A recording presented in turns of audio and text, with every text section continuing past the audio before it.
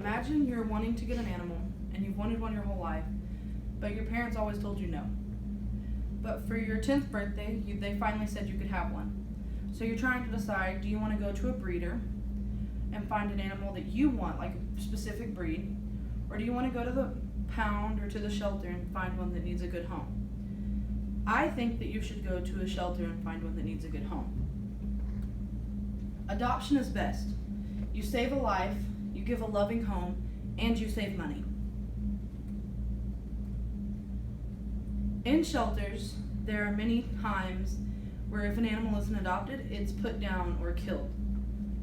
And this 7.6 million animals enter the shelter each year, and 30% of them, of the dogs that enter, are put down because they can't find a loving home. Also, by saving an animal's life, you put more room in shelters so that they can save another animal's life, to give it a warm place to sleep where it's not afraid if it's going to get its next meal or if something's going to attack it during the night. Giving a loving home can do many things for animals.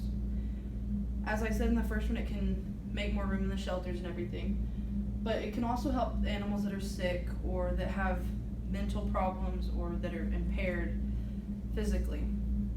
Most of the time, whenever the animals are physically impaired, they won't get adopted because people don't want to have to put up with all the health issues that they have to deal with. By adopting an animal, you can save money. You only have to pay maybe a small adoption fee to get the animal that you want. Most of the time, the adoption fees are between $30 and $100, and it's really not that bad. By saving the money, you can spend that money on yourself or even on the pet that you're going to get, and you can pay its medical bills and all that. Most of the time the fee that you pay covers the medical bills, the travel or the gas that they use to take the animal back and forth to the vet. It can cover the food, and it covers many of the other things that the animal has to go through during that time.